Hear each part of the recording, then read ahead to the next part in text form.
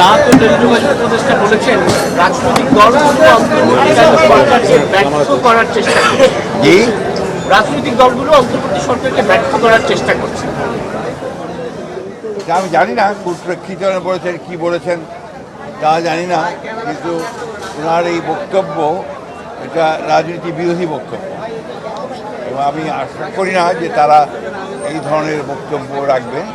কারণ রাজনৈতিক দলগুলো সবসময়ই এই অন্তর্বর্তী সরকারকে সমর্থন করেছে এবং সমর্থন করার উদ্দেশ্য একটা আছে, এটা হচ্ছে গণতন্ত্রকে পুনঃপ্রতিষ্ঠা করা, রেস্টোরেশন অফ ডেমোক্রেসি।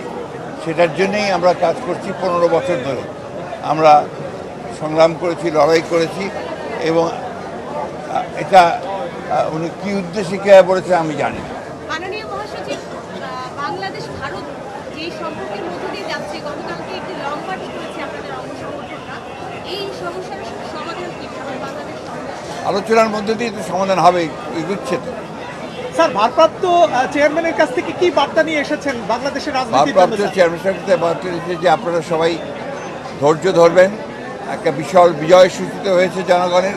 এই বিজয়কে ফলপ্রসূ করতে হলে অবশ্যই সকলকে ধৈর্য ধরে কাজ করতে হবে এবং গণতন্ত্রকে প্রতিষ্ঠা করতে হবে এবং গণতন্ত্রের যেটা প্রথম পদক্ষেপ ফটক, সেই ফটকে যে নির্বাচনের জন্য সকলকে প্রস্তুতি নিতে হবে। উনি কবে নাগাদ দেশে ফিরবেন এটা নিয়ে ইঙ্গিত দিয়েছেন? ওনার যখন সুযোগ হবে, অর্থাৎ আপনার মামলা মোকদ্দমাগুলো শেষ হয়ে চলে আসবে। Thank you sir. স্যার, আরেকটা বিষয় সেটা হচ্ছে আপনারা নির্বাচনকে প্রাধান্য দিচ্ছেন সরকারের চাইতে, এমনকি অন্তর্বর্তী সরকার। এই ধরনের ধারণাটা সম্পূর্ণ ভুল।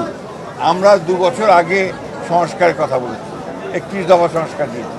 তারও আগে 2016 সালে আমরা আপনার ভিশন ফর আপনার BNP 2030 দিয়েছিলাম এবং আমরা এখনও বলছি যে আমরা ন্যূনতম সংস্কারগুলো করে নির্বাচন দেওয়ার জন্য। এই জন্যে যে বাংলাদেশে যে সমস্যাগুলো তৈরি হচ্ছে, এই সমস্যাগুলো নির্বাচিত সরকার ছাড়া সমাধান করা বেশ চ্যালেঞ্জিং।